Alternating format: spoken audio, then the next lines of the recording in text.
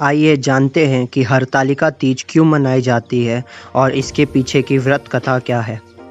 तो एक बार भगवान शिव ने पार्वती जी को उनके पूर्व जन्म का स्मरण करने के उद्देश्य से इस व्रत के महात्म्य की कथा कही थी।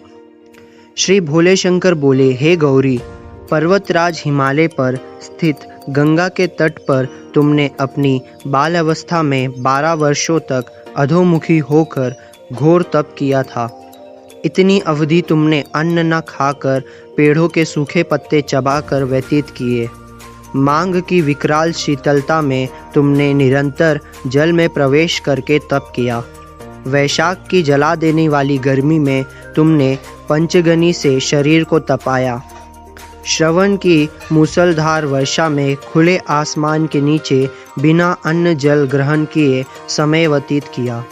तुम्हारे पिता तुम्हारी कष्ट सध्या तपस्या को देखकर बड़े दुखी होते थे। उन्हें बड़ा कलेश होता था। तब एक दिन तुम्हारी तपस्या तथा पिता के कलेश को देखकर नारद जी तुम्हारे घर पधारे। तुम्हारे पिता ने हृदय से अतीत सत्कार करके उनके आने का कारण पूछा। नारद जी ने कहा, गिरिराज, मैं भगवान विष्णु के भेजने पर यहाँ उपस्थित हुआ हूँ। आपकी कन्या ने बड़ा कठोर तप किया है। इससे प्रसन्न होकर वे आपकी सुपुत्री से विवाह करना चाहते हैं। इस संदर्भ में आपकी राय जानना चाहता हूँ। नारद जी की बात सुनकर गिरिराज गद्द हो उठे। उनके तो जैसे सारे कलेश ही दूर हो गए। प्रसन्नचित होकर वे बोले, श्रीमन, यदि स्वयं विष्णु मेरी कन्या का वरण करना चाहते हैं तो भला मुझे क्या आपत्ति हो सकती है। वे तो साक्षात ब्रह्मा हैं। हे महर्षि, यह तो हर पिता की इच्छा होती है कि उसकी पुत्री सुख संपदा से युक्त पति के घर की लक्ष्मी बने। पिता की सार्थकता इसी में है कि पति के घर जाकर उसकी पुत्री पिता के घर से अधिक सुख रहे। तुम्हारे पिता की स्वीकृति पाकर नारद जी विष्णु जी के पास गए और उनसे तुम्हारे ब्याह के निश्चित होने का समाचार सुनाया।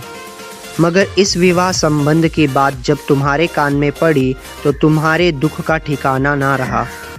तुम्हारी एक सखी ने तुम्हारी इस मानसिक दशा को समझ लिया और उसने तुमसे उस विक्षिप्त का कारण जानना चाहा।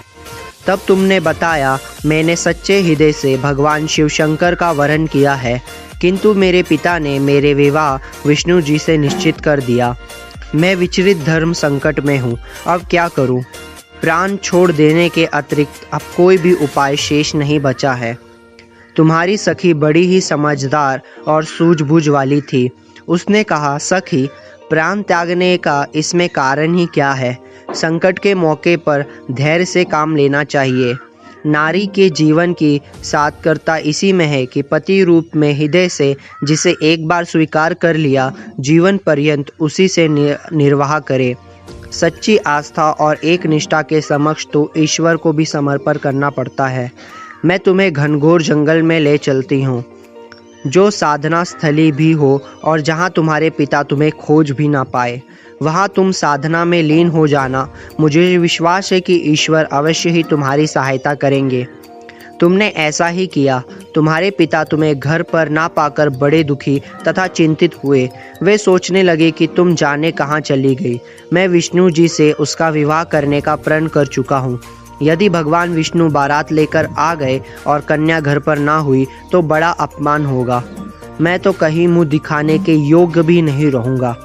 यही सब सोचकर गिरिराज ने जोर जोर से तुम्हारी खोज करवा दी। इधर तुम्हारी खोज होती रही, उधर तुम अपनी सखी के साथ नदी के तट पर एक गुफा में मेरी आराधना में लीन थी। भाद्रपद शुक्ल तृतीया को हस्त नक्षत्र था। उस दिन तुमने रेत के शिवलिंग का निर्माण करके व्रत किया। रात भर मेरी स्तुति की और गीत गाकर जागी। तुम्हारी इस कष्ट सध्य तपस्या के प्रभाव में मेरा आसन डोलने लगा। मेरी समाधि टूट गई।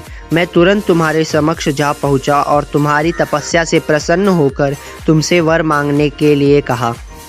तब अपनी तपस्या के फल रूप मुझे अपने समक्ष पाकर तुमने कहा, मैं हृदय से आपको पति के रूप में वरण कर चुकी हूँ। यदि आप सचमुच मेरी तपस्या से प्रसन्न होकर आप यहाँ पधारे हैं तो मुझे अपनी अर्धांगिनी के रूप में स्वीकार कर लीजिए। तब मैं तथास्तु कहकर कैलाश पर्वत पर लौट आया।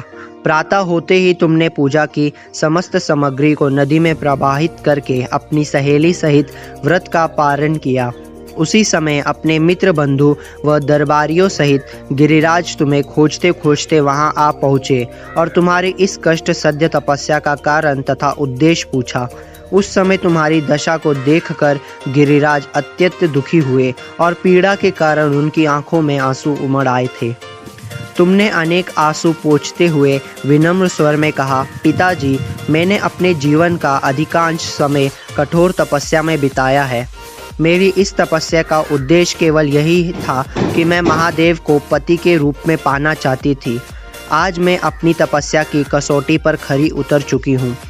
आप क्योंकि विष्णु जी से मेरा विवाह करने का निर्णय ले चुके थे, इसलिए मैं अपने आराध्य की खोज में घर छोड़कर चली आई। अब मैं आपके साथ इसी शर्त पर घर जाऊंगी कि आप मेरा विवाह विष्णु जी से ना करके महादेव जी से करेंगे। गिरिराज मान गए और तुम्हें घर ले गए। कुछ समय के पश्चात शास्त्रोक्त विधि विधान पूर्वक उन्होंने हम दोनों का विवाह सूत्र में बांध दिया। हे पार्वती, भाद्रपद की शुक्ल तृतीया को तुमने मेरी आराधना करके जो व्रत किया था उसी के फल स्वरूप मेरे तुमसे विवाह हो सका। इसका महत्व ये है कि मैं इस व्रत को करने वाली कुंवारियों को मनवांछित फल देता हूँ। इसलिए सौभाग्य की इच्छा करने वाली प्रत्येक युवती को यह व्रत पूरी एक निष्ठा तथा आस्था के साथ करना चाहिए। तो ये थी हरतालिका तीज की व्रत कथा। प्लीज़ इस वीडियो को शेयर करें ताकि आप और लोगों को बता सके कि हरतालिका तीज की व्रत कथा आखिर क्या है और ये व्रत कथा कैसे चालू हुई। आपका हमारा वीडियो देखने के लिए बहुत बहुत धन्यवाद।